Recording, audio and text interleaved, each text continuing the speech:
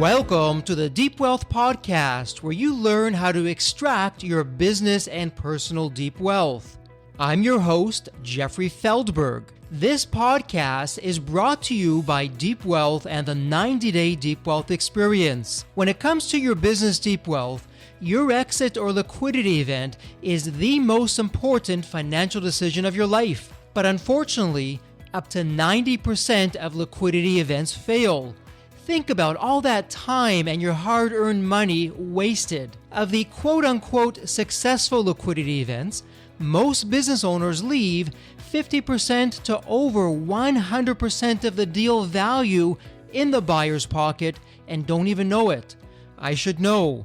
I said no to a seven-figure offer and yes to mastering the art and the science of a liquidity event. 2 years later, I said yes to a different buyer with a 9-figure deal. Are you thinking about an exit or liquidity event?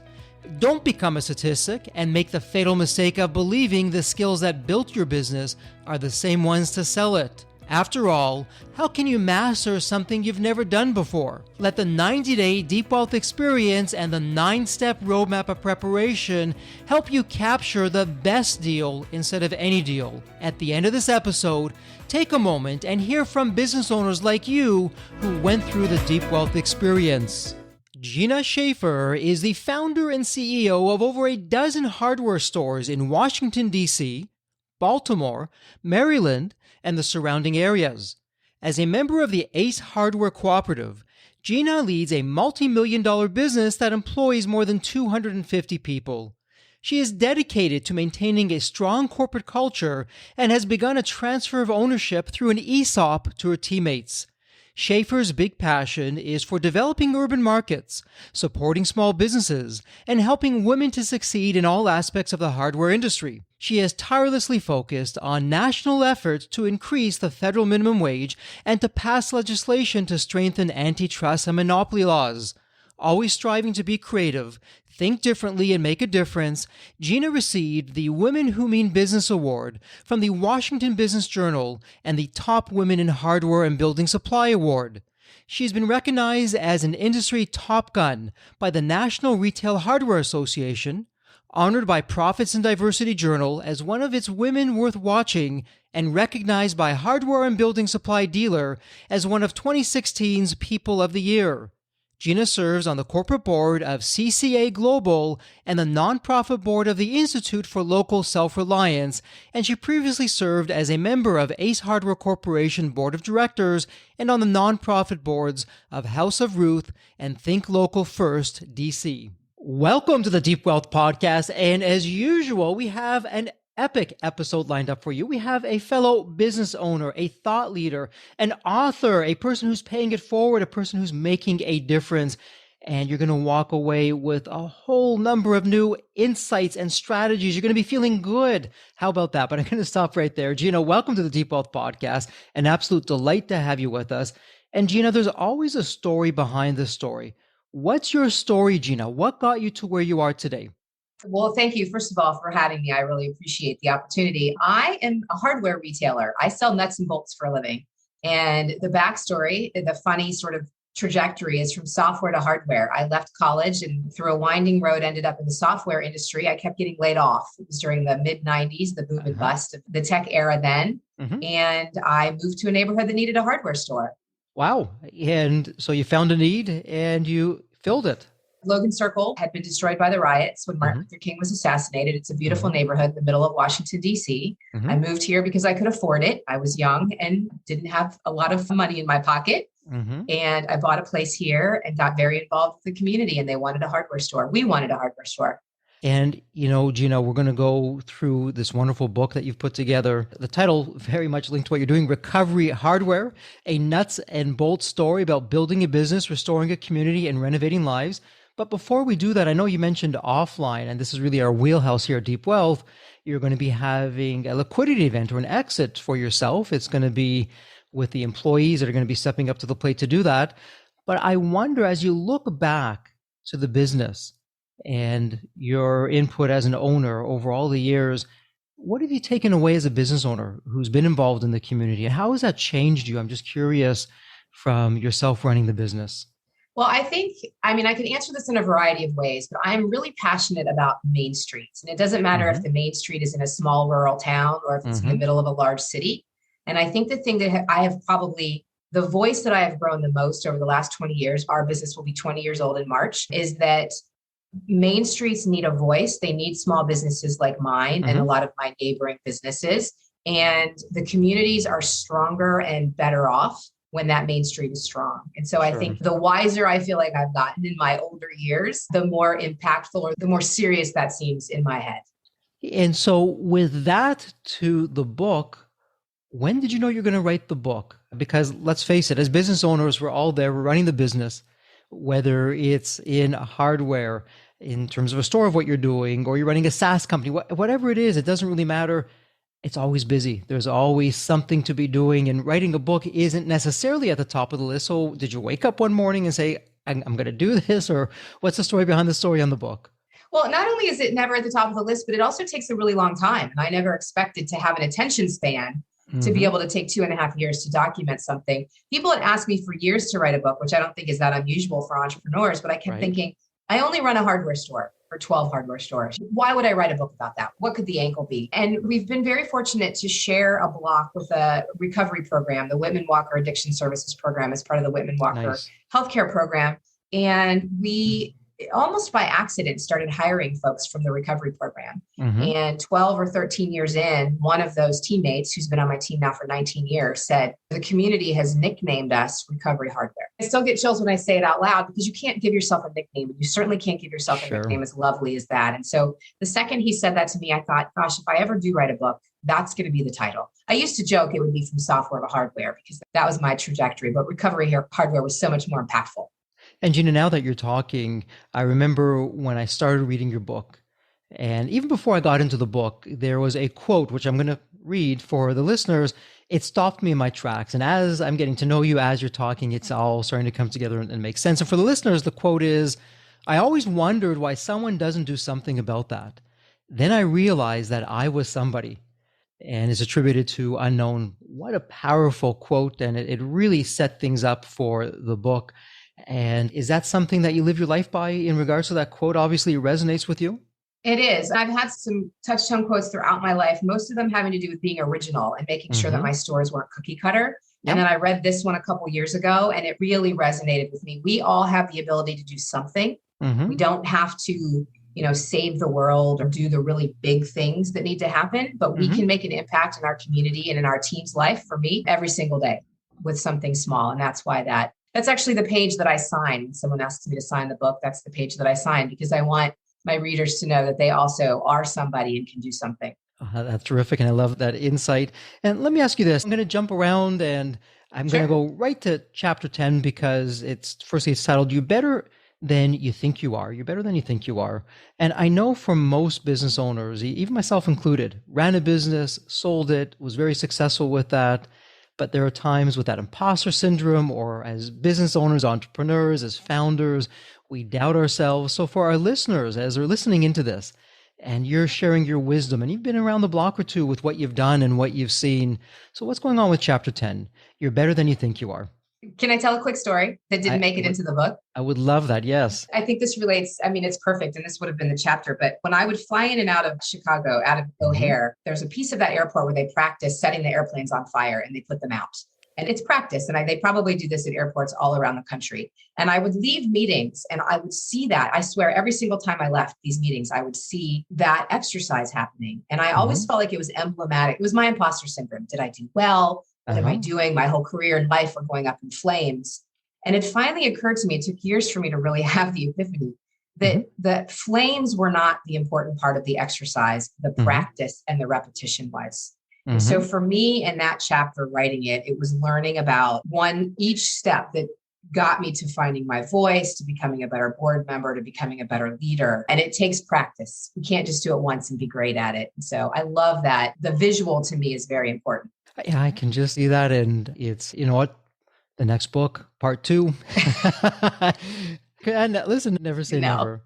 So from that story to just really believing in ourselves, and I'm sure over the years, as you were mentioning earlier, things just came up and you had to go within and keep on moving forward and it's a new day. What would be some takeaways on that topic for our listeners that you've seen or that's really helped others in your life in the business? Well, I think one of the things that I've done the most is just ask a lot of questions. I know that seems really silly, but I think as leaders, we feel like we have to have all the answers, or at least we have to look like we have all the answers. I opened my first hardware store in 2003. I was 30 years old, which is not super young, but I didn't know anything about hardware. I had never run a retail business. It's a very male-dominated field. I didn't know anything. And so if I was going to fake it until I could make it, I had to figure out how I was going to do that. And for me, it was just being very transparent about what I didn't know. And so one of the biggest lessons I've learned then is ask a lot of questions. And I always, every time I have a conversation, particularly with younger women who are coming up in some sort of field that they're feeling a little bit of an outsider, I say, just ask the questions. You never know what you're going to learn, who you're going to meet, what a light bulb it's going to set off. Yeah, it seems a little silly and simple when I say it out loud, but it's really made all the difference, I think, for me being in an industry I knew nothing about. And not only an industry that you were new to, Gina, you're in an industry that's dominated by big box stores. By the time when you entered, by the time you started, they were already there on the scene doing that. And my goodness, and you're still here today. That's not an accident. Success is not an accident. You have these multi-billion-dollar entities that you're competing against who have the budgets, the people power, the distribution, everything, you name it, they have that. And you're here today. What's going on with that? How'd you do that? Gosh, now I'm more afraid of my competition today. Well, as you know, I'm a member of the Ace Hardware Cooperative. So a lot of people don't know that Ace is a purchasing co-op. There are no national franchises for hardware store owners. We either buy from a wholesaler or a cooperative or some combination of the two. And I think from the very beginning, and you know, if you've read the book, we had a little bit of a challenging start, rocky start. That partner for me has been incredible. They have it's not anywhere near a marketing budget or training and advertising budget that a Home Depot or Lowe's would have, for example, but they have a much bigger budget than little Gina Schaefer in Washington, D.C. has. And so there are about 5,000 independent Ace stores around the country. We get to lean on our cooperative partner to help elevate our visibility on television, on radio, SEO searches, and then all of the back office support that they provide in terms of training employees and getting better pricing from our vendors. I could never do that without them. They're my secret sauce. And then when you layer on top of that, just a really good culture in the group that I've created with my team in just a wonderful city that really supports local businesses. And there's a terrific takeaway there for our listeners of no one is an island unto him or herself. And yes, it's your store and you're managing and obviously running that. You have your blood, sweat, and tears, as the saying goes, in it, but you also have the benefit behind you of a group, an organization who's helping you do that. Yes. And, you know, with that though, I don't think the group gave you this insight. And I want to go now to chapter number 4. And there's 2 things in it. So firstly, the title of the chapter, but then also I want to pull into a quote because you brought the 2 together really nicely. So chapter 4, don't give up, 5 minutes before a miracle. And that in and of itself is a whole topic. But then you said something interesting and you were talking about Shane, which I'm going to stop there. I'm not going to go into the whole story. But you said you don't have to go out of your way to hire someone. You just have to remove the obstacles to their employment. So why don't we start there with that quote and then let's go into the actual chapter itself, because that's really a very interesting way of looking at hiring and getting the most out of people. So what's going on with that? What's been your experience? Well, 2 things. So Shane was the quote, the miracle, don't give up 5 minutes for the miracle. And the whole point, and it was a really good lesson for me, is that everybody he thinks is just on their way. They're just about to do something amazing or something that might change their life or something that might make them a bigger, better person or a safer in their own environment, whatever it is. And, you know, Shane was in recovery. And so this was a big deal for him. He did not want me to give up on him. He did not want me to see him as someone who was struggling with addiction. He wanted me to see him as somebody who was on his way to that next step. And it might take 5 minutes to get to that next step. So that's why that quote is so important. And then going out of our way for someone to get a job, going out of their way. When we opened, so my husband is my business partner. He joined me about 3 months after we opened. So it's I'm certainly not the only person in this business. We banned the box that required an employee tell us if they were a felon. And that was not a legal requirement at the time that we banned the box. We just did long before it became a bigger deal in the country. We didn't think it was any of our business. What people's pasts were like. We wanted to know how they were going to perform in the future as an employee in a hardware store. And so We have, as a country, made it very difficult in so many ways for people to get a job. They have to tell us if they were in jail or if they were in prison, or there are such speculations when there's a hole in someone's resume. You could be a single mom that had to leave the workforce to take care of your children for several years. And that eventually comes back to haunt them when people wonder why there's this chunk of time when they weren't working. So we wanted to make sure that we weren't causing more challenges for people who were trying to get a job.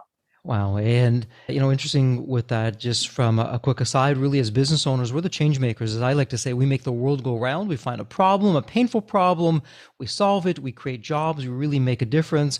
And we not only change the lives of our customers when done right, and it sounds like you're doing it all right, Gina, we can also change the lives of our set of employees, our team members, as we like to call them at Deep Wealth, and really have them reach their destiny.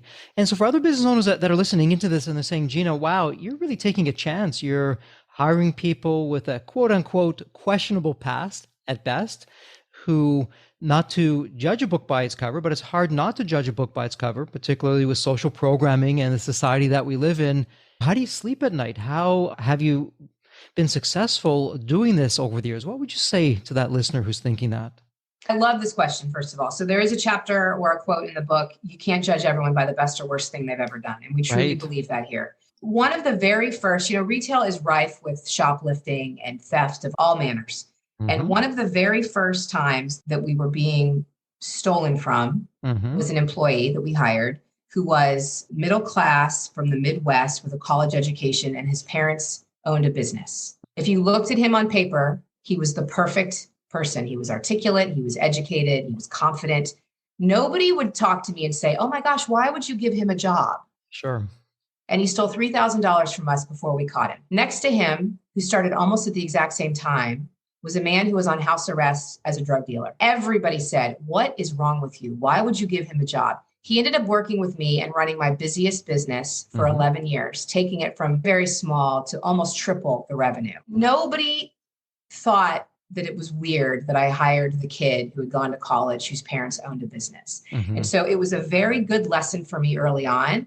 And when people say, how do you trust so-and-so? Why would you have hired so-and-so? I immediately, if I have the opportunity, tell them the story of that kid, because I think that we are very quick to put blinders or pockets of stereotypes on people without thinking about. People say to me, for example, how many people in recovery have you fired? Are you also going to ask me how many people I've fired who weren't in recovery? Because let me tell you, there's plenty.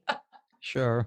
And, I'm wondering, because as of this recording, timing wise, in the marketplace right now, it's really an employees market where they can choose and pick and call the shots. It's not really an employer's market.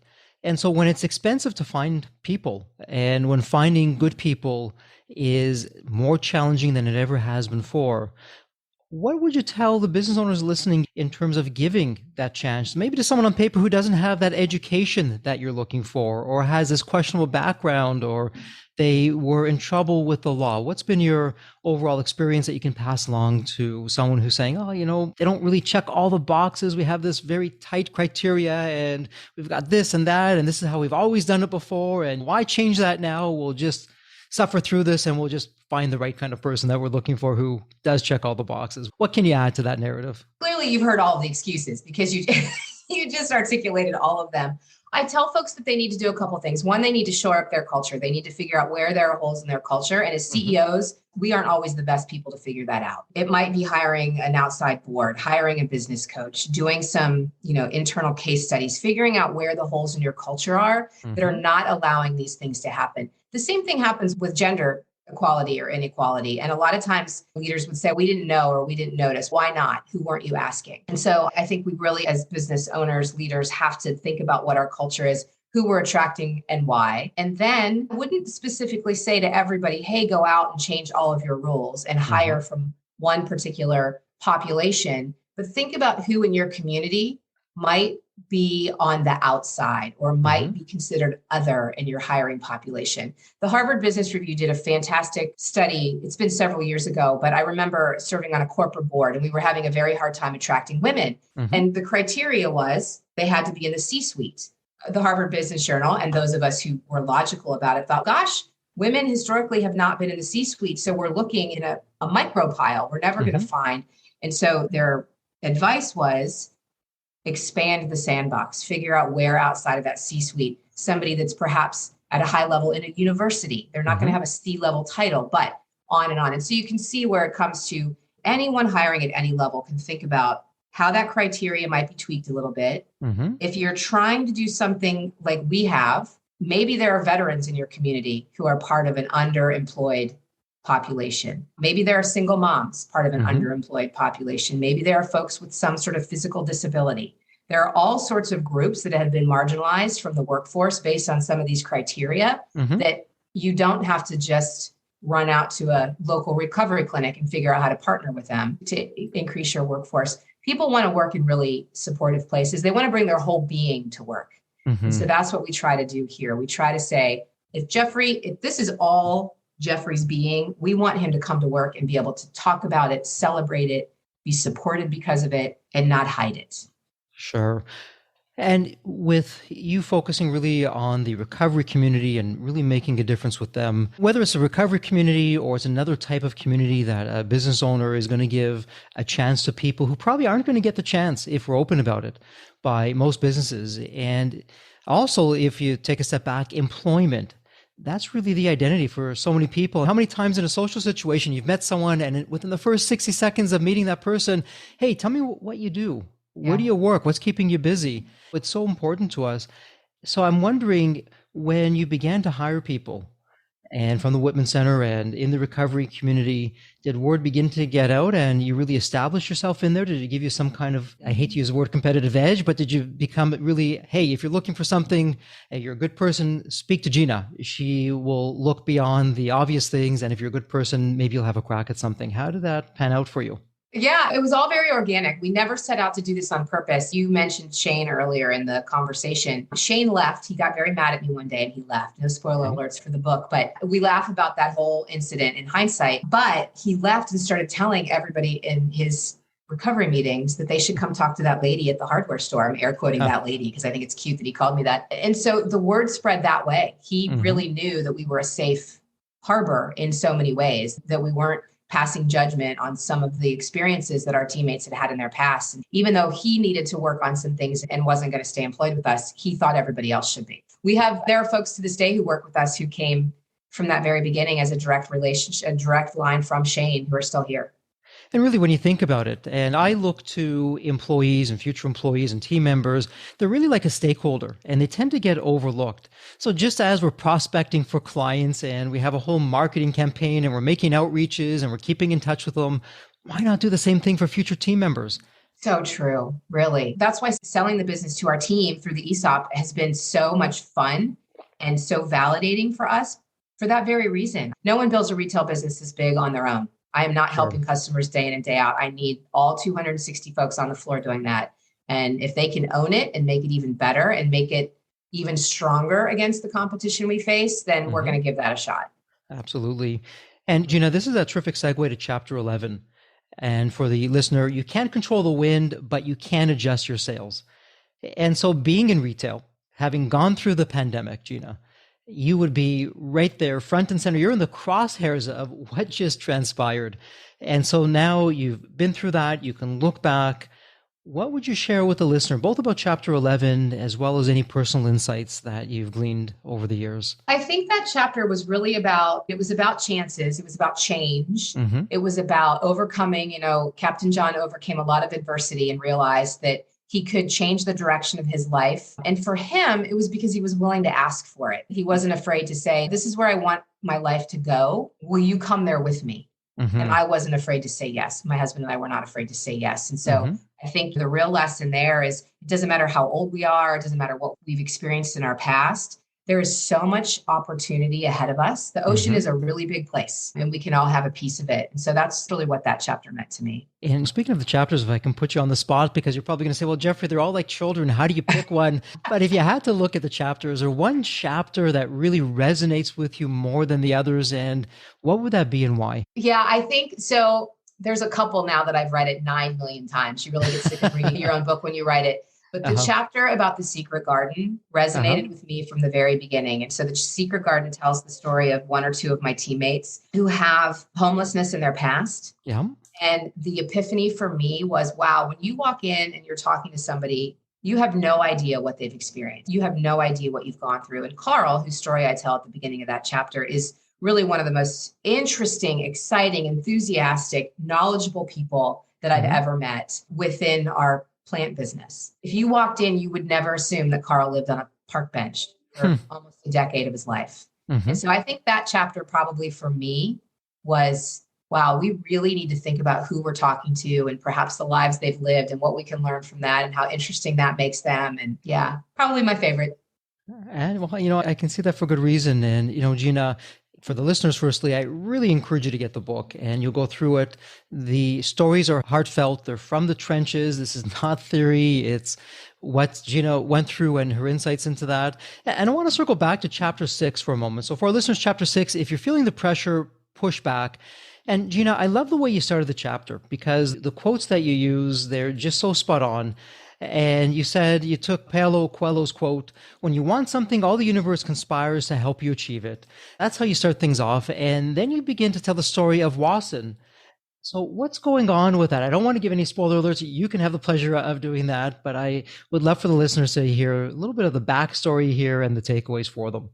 Yeah. Wasson is also in recovery, 19 years at this point, and is a member of my leadership team. And at the time, he was in the first 10 or 12, first 20 of my employees, my teammates. Okay. And he was very reticent to change, and we needed to automate. Hardware stores are always considered a mom and pop business, but we needed to be a modern mom and pop. And so that chapter was really all about forcing change. And for me as a leader, realizing, I don't know if you've ever read the book, The Energy Bus, but that was probably the touchstone for us at that point. You either needed to get on the bus or off, and my bus needed to be technologically savvy. And he and I needed to figure out how we were going to remain employees together, co-employees, co-workers with change happening. And so it was a challenge. We laugh about it now, but it was tough going there for a while. And Gina, it sounds as though because you had such a diverse workforce, and I mean, you were doing this before this was even popular, before there was even a term for this, it sounds like it really infused into your culture just a different way of looking at things and an expanded horizon and maybe taking risks that you otherwise wouldn't take before. And so for our listeners out there who are wondering, do we welcome diversity into the workplace? Do we really change? Gina, what have you found with that? How's that been? I mean, how's that just, to me, from an outsider looking in, having gone through the book, speaking with you, it seems like that's been a game changer. And for our listeners who are on the fence with that, what would you say about that? I believe that our workforce should reflect our customer base. And for me in Washington, D.C., that means a little bit of everything because that's the 700,000 people or so that live here. We look like everyone. And so I think we have to, as business owners, look around and realize who we're serving, what's going to resonate with them, who they're going to talk to or interact with that they might have a more interesting or bigger or elevated experience with. Because, oh yeah, I grew up in sub-Saharan Africa also, and then that connection's made. Or yeah, I was in recovery and my boss doesn't care if I talk about it while I'm helping you make paint because it's part of my whole being. I mean, I don't know if this really gets to your question, but I think we really have to think about, are we reflecting what our customer base looks like? Who are we leaving out of that customer base? Historically, when there were no women in the workforce, there were female customers. We just weren't being seen as a consumer in those particular cases. And so perhaps we were sensitive to that because there was me, the CEO at the top, but I wanted to make sure that I had women on my team, that if you came into the hardware store and you would feel more comfortable talking to a woman, you had that opportunity. And I know so many CEOs, business owners, founders struggle with, okay, I want to be representative. Whoever our community is, I want to have people on our team that's part of that community that people can relate to. A lot of times, though, when I speak to business owners, and I'm really blessed to speak with so many business owners, one common theme that I hear is, Jeffrey, when I'm looking for someone who's qualified, that I can really put into the business, who's representative of whatever community I happen to be in, it's not that easy. And a lot of times I can't find the individual. I would gladly hire that person if I can find that person. Yeah. And so reading between the lines, it's almost negative self-fulfilling prophecy because, again, depending on what's going on or where that community is or what's happening, what's not happening, maybe they have that experience. Maybe they have the education, but maybe they don't, or maybe they just don't have that experience. How have you dealt with that, Gina? And you really feel, regardless of whether you're in the hardware industry like you are, or you could be in your former industry, in the software industry, in the high tech industry. I would imagine that it's really going to be one and the same in terms of those challenges. Any sage advice? Yeah, I don't think it's sage at all. I think we kind of have to put our money where our mouth is. And if we as a society want to improve on some of these issues, we're going to have to take some hard chances if we even should consider them chances. The pressure also gets put on the one candidate you find, right? Like, I remember being nominated to be on a board, and I was going to be the first woman on this board. That was so much pressure for me because I knew that if I screwed up, I was going to screw up for women everywhere. They were placing so many eggs in the basket of this one woman that they had found who they thought might be qualified. We can't put that pressure on the one candidate. We have to be willing to hire and fire quickly and remember that we've done it in the past. Nobody hires an employee that stays forever. Almost nobody, not anymore. And so we have to be willing to take some of those chances. And you bring up an interesting concept, Gina, and so many business owners struggle with this. I know when I had my business, I struggle with the same thing. Oftentimes, as business owners, we're very quick to hire and slow to fire. I will give them another chance. Give me another week or two. Let's see what we can do. Or let me have a little one-on-one session. I'll coach them. We'll see where that can go. Or I'll give them a warning and give them a 30-day period to pick things up. How do you deal with that? You know what? Because I suspect that you've been there. We're all human. We all go through that. We want to really have that person succeed. We brought them on board for a reason. And sometimes our emotions can get in the way with that. So how do you balance that? Or did you ever balance that? What's your secret sauce to that? All the time. I'll revert back to the beginning of the conversation. And Shane, don't give up 5 minutes before the miracle. I am the person who thinks the miracle is always right around the corner. I had a very funny conversation with a teammate years ago who had spent some time in jail. And he said, you're not allowed to hire anybody anymore because you hire everyone. And I was like, but I hired you. I mean, we have a lot of fun with it, but I think we only get it right 60% of the time. I would never pretend that we have it right all the time. We try to set some parameters that give people a long lead time to really screw up and get terminated. We are cognizant of the fact that retail for a lot of people is a starting job. And or for us, it's a returning starting job, a recovery job, if you will. And so those two parameters, those two reasons to me mean they deserve a longer lead time. But the managers that I work with, and we have 12 stores, we have 12 general managers, they have to be willing to have those hard conversations. And some of them are better than others. Any system that you've put together over the years in terms of a mindset of, okay, we're going to bring so-and-so on board. And if A, B, or C happens within this time period, then X, Y, Z is going to happen. Have you put something together like that? And if you have, what does that look like? Yeah, we do have some non-negotiables, which I encourage any business owner to create. And then the non-negotiable for us is an employee that steals something, and that's you're terminated no matter what. And that's an extreme example and pretty easy to see where it would go. We have hourly employees, unfortunately, are tracked by the clock. And I say unfortunate just because it makes their job even harder. We have an attendance tracker that is very lenient, but it's meant to be a structure for the managers to be able to have some parameters to say, Jeffrey, you've been late 12 times. I am terminating you. It doesn't matter if you're the best customer service provider on the floor. You have violated this parameter. And everybody knows what those parameters are. So it's not like you get to the 11th day and all of a sudden you're told if you're late one more time, you're terminated. And so, Gina, my takeaway here, and for the listeners, this is some sage advice for you. It's Gina has very specific KPIs, key performance indicators. Her managers know them. The team members know them. It's visible. It's talked about. And regardless of what you're doing, if you cross that line, then that's it. And it's not a surprise. You knew about it ahead of time. And Gina, I would imagine that for yourself, for your managers, for your leaders, it also makes it easier for them because they're not inventing things as they go along. They have a system.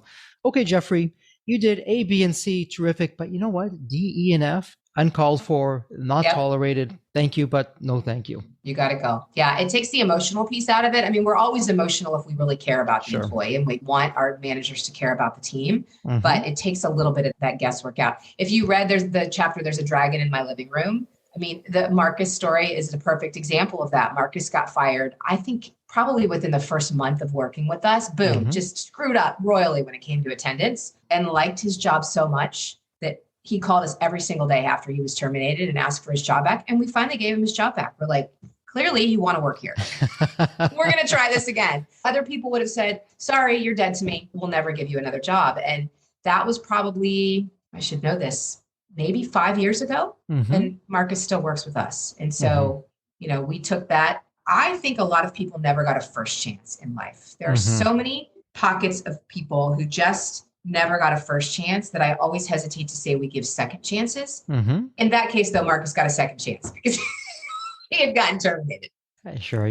That's a human element, a human part of business, and it doesn't show up on a spreadsheet. It's Nope. something that isn't the easiest thing to do. But if, even for ourselves, we look back at our own careers, particularly early days, I'll just speak for myself. I did some of the stupidest things that were so far off base. I learned from them. I became a better person. However, if someone was going to judge me, and you talked about that in the book, you referenced a little bit earlier, whether it be your biggest win or your biggest loss, don't judge somebody on either of those, because we're people and there's more to us than just that. And that's the fun part of business, is navigating your way through that. Now, speaking of fun, and I wanted to bring this up there because it sounded more like a personal conquest for you, but there's something in there for the listeners as well. Chapter 13, I bought an icon. I'm not going to tell the story. I want the listeners to hear it from you, but there is such a passion that went into this. And really, for all business owners, we have a dream in our mind when we start the business that one day, if I can only do this, then blank. Why don't you give the background and share with the listeners what was going on and some of the takeaways from you to our listeners and the big takeaways for the listeners?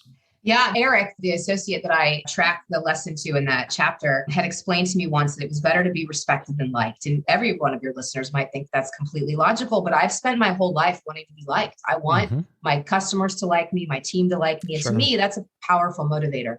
And I bought a store that was, I think, 96 years old when I bought it. Iconic in the country, not just in Washington, D.C., but in the hardware world in the country. And the transition was not as smooth as I had hoped. I assumed, everyone would like me, like always. And it did not go quite as planned because, as Eric said, they needed to respect me first as a business owner and believe that I was going to be a good business owner, a good steward of this 96-year-old company. Then they could like me. Really what I needed was for them to keep spending their money because it was a very successful location. And I certainly didn't want the concern about me to taint what people were spending to keep it as viable as it was. Yeah, it was emotionally, that was a big struggle for me. I had a really hard time writing that chapter because I found myself, well, first of all, my editor likes to joke that I like to repress the negative memories. And she's, your life is not as rosy as you want everyone to see. Don't we all, Gina? Don't we all? I don't know. Apparently some people are better at writing about it than me. So I would find myself, you write a book and you write 100 first drafts of each chapter. And so I would write one about that and it would be really negative. And I feel like I'd do like therapy getting it out on paper. And then I'd write another one. Oh, it was beautiful. And the transition was great. And anyway, we had to meld and we did. Well, you certainly did. And, for our listeners, again, I am just cherry picking. There's 17 amazing lessons through these chapters of just life wisdom and walking you down a path that for most listeners, you probably have never been down, or maybe you started but never quite finished. And that's what I love about a book, Gina, like the one that you wrote, where through your life experience, which is what this is, really, if you think about it, in a few hours, we're learning what took you decades to learn. Absolutely. And not always easy learning, some painful things in there along the way that we're the benefactors of, where perhaps you fell down and picked yourself up. We can prevent ourselves from falling down because you had the courage to not only get through it, but put that in the book. And, it's a terrific segue as we begin to wrap things up here in this episode. We can just go through all the chapters and the many stories, and that'd be wonderful. But let me ask you this. It's an absolute privilege and an honor for me to ask every single guest on the Deep Wealth podcast. And here's a question for you. I'd like you to think about the movie Back to the Future. Okay. And Gina, in the movie, you have that magical DeLorean car that can take you back to any point in time. So here's the fun part, Gina. So imagine it's tomorrow morning. You look outside your window, and not only is the DeLorean car there curbside, but the door is open and it's waiting for you to hop on in. So you're now going to go back to any point in your life. Gina, as a young child, a teenager, whatever point in time it would be, what would you tell your younger self in terms of life lessons or wisdom? Or, hey, Gina, don't do this, but do that. What would that sound like? You love stumping your guests, don't you? What would I tell my younger self? First of all, I was very fortunate to have parents that told me that even though I was a girl, I could do whatever I wanted. And I don't think they, in hindsight, really understood what they were saying to me, but it worked because I decided that somehow it would make sense for me to run hardware stores in the middle of a city full of boarded up houses. I don't know what I was thinking. If I had to go back to that time, in place, I would say, I started out as an underdog. And so I think I spent a lot of years with a chip on my shoulder, and that could go either way. It could either propel you to greatness or like wanting to be better, or you can mire in the negativity. And at that particular point, I would tell myself to stop miring, use it more to your advantage, figure out how you're going to be better because of it, not stressed out and feel like the underdog. Terrific advice. And haven't we all been there as the underdog? And hoping and praying that people will give us that opportunity. But what terrific advice to leave off with our listeners. And for our listeners, again, in the show notes, it can't be any easier. It'll be a point and click. We'll have a link to Gina and to the book. And I really encourage you to get the book. Gina, if someone would like to reach out to you, if they have some questions, if they want to learn a little bit more, where would be the best place online to find you? They can go to recoveryhardware.com. And all of my contact information is there, as well as information about the book. I'm on LinkedIn under Gina Schaefer and Instagram under Recovery Hardware. I love new friends. Everybody's a new friend that I haven't met yet. I'm more than happy to respond and interact. Terrific. And again, for our listeners, encourage you to click on those links, take Gina up on her offer, get the book, Recovery Hardware, a nuts and bolts story about building a business, restoring a community, and renovating lives. It doesn't get any better. And Gina, as we wrap up this episode, really a heartfelt thank you for taking part of your day, sharing your insights and your wisdom with us. And as always, as we like to say here in the Deep Wealth Podcast, please continue to stay healthy and safe. Thank you. The Deep Wealth experience was definitely a game changer for me. This course is one of the best investments you will ever make, because you will get an ROI of 100 times that. Anybody who doesn't go through it will lose millions. If you don't have time for this program, you'll never have time for a successful liquidity. I mean, it was the best value of any business course I've ever taken. The money was very well spent. Compared to when we first began, today I feel better prepared, but in some respects, maybe less prepared, not because of the course, but because the course brought to light so many things that I thought we were on top of that we need to fix. I 100% believe there's never a great time for a business owner to allocate extra hours into his or her week or day. So it's an investment that will yield results today. I thought I will reap the benefit of this program in 3 to 5 years down the road. But as soon as I stepped forward into the program, my mind changed immediately.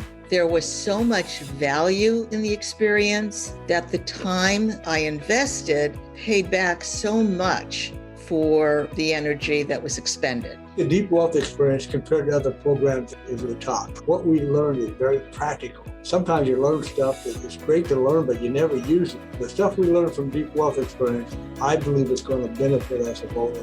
I've done an executive MBA. I've worked for billion-dollar companies before. I've worked for smaller companies before I started my business. I've been running my business successfully now for getting close to a decade. We're on a growth trajectory. Reflecting back on the Deep Wealth, I knew less than 10% what I know now.